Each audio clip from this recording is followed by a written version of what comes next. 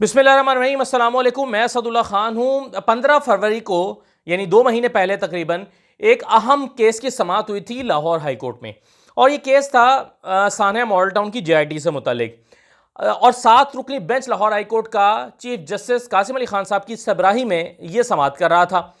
इसमें आजम तारड़ साहब थे एक तरफ, दूसरी तरफ अजहर सिद्दीक साहब खड़े हुए थे, फिर पाकिस्तान अवामी तहरीक के वकला भी थे। तो इसकी समाअत के दौरान जो 7 रुकनी बेंच कर रहा था, ये फैसला हुआ कि अब इसकी जो समाअत है वो रोज़ाना की बुनियाद पर हुआ करेगी। 15 मार्च से ये केस रोज़ाना दोपहर 1 बजे सुना जाएगा। और हैरानकुन बात यह है कि 15 मार्च से लेकर अब तक यानी 24 अप्रैल तक एक भी समाअत नहीं हुई। ना 15 को फिक्स हुआ, ना 16 को, ना 17 को, ना 18 को, ना उसके बाद पूरा महीना, और न ये पूरा महीना जो गुजरने वाला है। क्या हुआ देखिए, पिछले समाअत में ये फैसला हुआ था। पहले तो चीफ जस्टिस साहब कह रहे थे कि बुध को इसकी समाअत करें, तो आजम तारड़ साहब ने कहा कि जनाब बुध को मेरे नॉमिनेशन पेपर्स फाइल होने हैं सेनेट के लिए, तो आप बुध को मत रखें, आप जुमेरात को रख लें। तो कासिम अली खान साहब ने कहा कि अब उसके बाद फिर आप कहेंगे कि जी अब 3 मार्च को सेनेट इलेक्शन हैं। उन्होंने कहा कि जी वो तो मैं कहूँगा, लेकिन बहरहाल मैं दरमियान में समाअतें अटेंड कर सकता हूँ। तो कासिम अली खान साहब ने कहा कि नहीं नहीं, आप फिर बार बार प्रॉब्लम आता रहेगा, हम एक ही मरतबा शुरू करेंगे इसको, 15 मार्च को शुरू करेंगे। ये 7 सवाल मैं उठा रहा हूँ, और 7 सवाल 15 फरवरी को अगर आप मेरी वीडियो जाकर देखें तो डिटेल से इस केस की हेयरिंग जो है उसकी तफसील मैंने बताई हुई थी, और ये भी बताया था कि वो 7 सवाल क्या उठाए गए थे। और कासिम अली खान साहब ने कहा कि ये जो है हम इसको रोज़ाना की बुनियाद पर सुनेंगे 15 मार्च से। सेनेट इलेक्शन हो जाएं, मामला से आप सारे निमट जाएं, तो फिर हम 15 मार्च से रोज़ाना की बुनियाद पर सुनेंगे। लेकिन 15 तारीख को ये केस फिक्स नहीं हुआ, ना 16 को हुआ, ना उसके बाद आज तक हुआ है। 15 मार्च की बात कर रहा हूँ मैं, 1.5 महीना हो गया। अच्छा, अब इसमें मैंने कहा कि ज़रा चेक करें, हमारे एक टीम मेंबर है, मैंने उनसे कहा कि लाहौर हाई कोर्ट की के जो तर्जुमान हैं उनसे चेक करें कि क्या मामला है, क्यों नहीं केस फिक्स हुआ अभी तक। तो जवाब मिला कि केसेस जो है ना वो केसेस बहुत ज़्यादा हैं और जजेस की तादाद कम है, तो इसलिए ये केस फिक्स नहीं हो पा रहा। लेकिन मेरे जहन में फिर उससे इस जवाब से एक सवाल पैदा हुआ, और सवाल ये पैदा होता है कि कुछ केसेस तो फिक्स हो जाते हैं और कुछ केसेस फिक्स नहीं हो पाते। मिसाल के तौर पे मरीम साहब अगर कोई दरख्वास्त देंगी तो फ़ौरन फिक्स हो जाता है। शहबाज शरीफ साहब की अगर एप्लीकेशन आती है ज़मानत के लिए, फ़ौरन फिक्स हो जाती है। अगर उसमें कोई रफड़ पड़ जाए, रौला बन जाए, तो दोबारा बेंच बनता है, दोबारा फिक्स हो जाती है, 2 दिन में फैसला भी हो जाता है।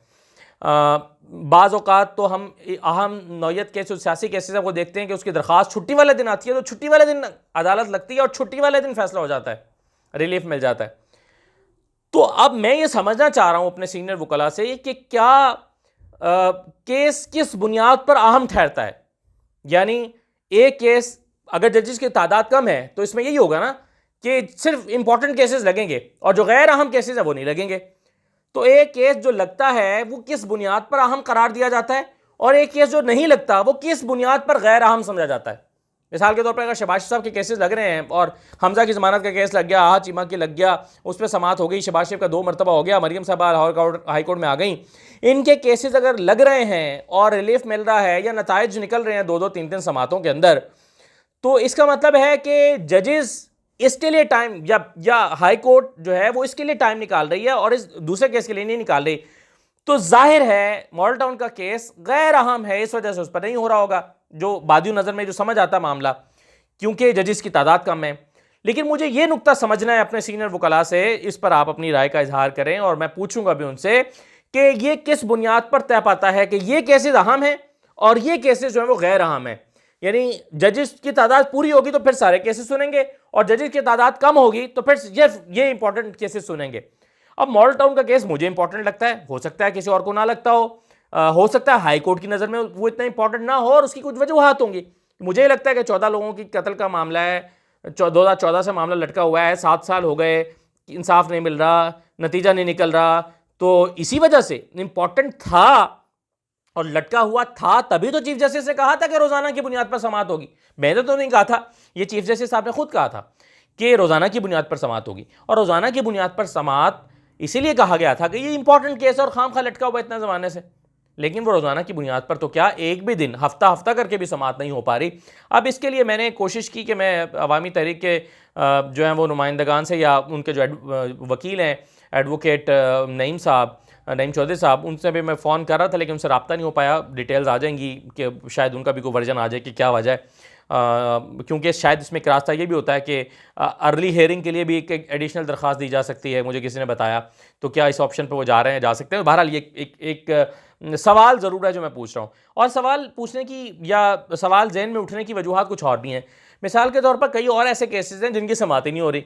मिसाल के तौर पर मैं 3-4 महीने से एक चीज़ ऑब्जर्व कर रहा हूँ कि डॉक्टर मुजाहिद कामरान पंजाब यूनिवर्सिटी का मामला है, उनके खिलाफ नैब में रेफरेंस है, उनके साथ कुछ और साथी को एक्यूज भी हैं, कुछ और प्रोफेसर भी हैं। वो सारे प्रोफेसर आते हैं 9 बजे ठीक अदालत में पहुंचते हैं, आवाज़ दी जाती है डॉक्टर मुजाहिद कामरान फ़लाँ फ़लाँ फ़लाँ आए हुए हैं जी, आए हुए हैं, हाजिरी लगा दें। हाजिरी लगते हैं और 1.5 मिनट के अंदर अंदर हाजिरी लग के उनको तारीख मिल जाती है 2 हफ्ते बाद की, 3 हफ्ते बाद की या 1 हफ्ते बाद की। फिर वो अगली तारीख पर आते हैं और उनकी हाजिरी होती है और तारीख मिल जाती है, फिर हाजिरी होती है और तारीख मिल जाती है। अब ये 4 महीने से हो रहा है, 4 महीने से उनकी एक भी हेयरिंग नहीं हुई। अब डॉक्टर मुजाहिद कामरान और बाकी जो प्रोफेसर हैं वो बुजुर्ग हैं, बूढ़े हैं, अगर वो कसूरवार हैं तो उनको सज़ा मिलनी चाहिए, और कसूरवार नहीं है, चलें सज़ा ना भी मिले, उनका केस तो चलना चाहिए, लेकिन उनका केस ही नहीं चल रहा। अच्छा, अब मैंने इसको भी चेक किया, पता चला कि अगेन वही प्रॉब्लम है कि केसेस की तादाद ज़्यादा है, अदालतों पर लोड ज़्यादा है, तो जो इंपॉर्टेंट नौयत के केसेस हैं उनको सुन लिया जाता है, और जो इस तरह के बाबे हैं, रिटायर्ड हैं, बुजुर्ग हैं, घर बैठे रहते हैं, आ जाएंगे, तारीख भुगत के फिर वापस चले जाएंगे, क्या फ़र्क पड़ता है? तो ये जो है मामला लटका हुआ है। अच्छा, फिर बाज़ औक़ात वकला की तरफ से भी लटकाया जाता है, और बाज़ औक़ात जेन्युइन चीज़ें भी होती हैं। तो इस तरह के केसेस मुझे समझ नहीं आती कि पिछले दिनों नायब में एक वकील अली मियाँ अशफाक साहब हैं, वो आके जज जो एहतसाब अदालत के जज थे जवादुल साहब, उनसे बाकायदा लड़ पड़े, उनको शाउट करने लगे। उन्होंने कहा कि दिसंबर से लेकर आज तक आपने मेरा केस फिक्स नहीं किया। कानून कहता है कि 30 दिन में इसका रिजल्ट निकलना चाहिए, इसका जो है वो फैसला आना चाहिए, और आप 3 महीने से मेरा केस ही फिक्स नहीं कर रहे, मेरे केस की समाती नहीं हो रही। तो इस पर अरे मियाँ अशफाक साहब, उस पर जज साहब भी गुस्से में आ गए, आप बात कैसे कर रहे हैं, आपका टोन कैसा है? उन्होंने कहा मैं क्या बात कर रहा हूँ, मैं जो है वो आपकी तवज्जो दिला रहा हूँ कि 30 दिन में होना चाहिए था, मैं तो इंसाफ मांग रहा हूँ कि जो है वो 70 दिन से ज़्यादा हो गए और मेरा केस फिक्स नहीं हो रहा। तो ये मामला जो है वो हाई कोर्ट्स में, लोअर कोर्ट्स में चल रहे हैं। अब ये तो वो हैं जो हम देख रहे हैं, और इसके अलावा एक बड़ी मशहूर चीज़ है कि जी अगली नस्ल में जाके सिविल कोर्ट्स में इंसाफ मिलता है। सिविल कोर्ट्स के मामला तो बहुत ही ख़राब है, मेरा ख्याल है कोई 150 के करीब अदालतें हैं और हज़ारों की तादाद में केसेस हैं, तो वहाँ तो फिर तारीख़ों पे तारीख़ें और तारीख़ों पे तारीख़ें पड़ती हैं। तो बुनियादी चीज़ जो मैं समझना चाह रहा हूँ वो ये है कि केस कैसे डिफाइन होता है कि ये इंपॉर्टेंट केस है, इसको सुना जाएगा और ये इल्तवा में डाल देना चाहिए, ये इतना इंपॉर्टेंट नहीं है, ये जब जजेस की तादाद पूरी होगी तो कर लेंगे। ये फैसला किस बुनियाद पर होता है, जो कि हमें मॉडल टाउन के मामले में लग रहा है, क्योंकि मॉडल टाउन में खुद chief justice Lahore high court ने कहा था, किसी और ने नहीं कहा था, किसी और जज ने नहीं कहा था, किसी वकील ने नहीं कहा था, उन्होंने कहा था कि ये रोज़ाना की बुनियाद पर 15 मार्च से समाअत होगी, और 15 मार्च से समाअत आज तक एक भी नहीं हो सकी, ना 15 को हुई ना उसके बाद कोई हुई है। तो ये कुछ चीज़ें हैं जो और दूसरी तरफ हम देख रहे हैं कि नैब कोर्ट्स में जजेस अपॉइंट नहीं हो रहे और वहाँ पर इल्तवा का शिकार है, और इसको आर्गूमेंट बनाया जमीन तारड़ साहब ने कि जनाब देखिए हमारे तो जज अपॉइंट नहीं हुए हुए और हमें ज़मानत दे दी जाए। तो बहुत सारी चीज़ें शायद जुडिशरी में ठीक होने की ज़रूरत है, कुछ शायद जो मौजूदा जो चीफ जस्टिस साहब हैं या उनके साथी हैं वो ठीक कर सकते हैं, कुछ रिफॉर्म्स हुकूमत ला सकती है, कुछ इदारा ला सकता है, कुछ काउंसिल ला सकती है, कुछ वकला ला सकते हैं, तो सबको मिलकर शायद मेरा ख्याल है इसको ठीक किया जा सकता है। बहरहाल जो बुनियादी मेरा इस वीडियो का जो नुक्ता था वो मॉडल टाउन, साना मॉडल टाउन, उसकी जीआईटी और उसकी केस की हेयरिंग थी। तो ये ज़रूर बहरहाल तवक्को की जानी चाहिए और की जा सकती है कि इस केस को कम अज़ कम प्रायोरिटी पर हल किया जाए, क्योंकि ये मामला इतना गैर अहम भी नहीं है। मुझे इजाज़त दीजिए, अल्लाह हाफ़िज़।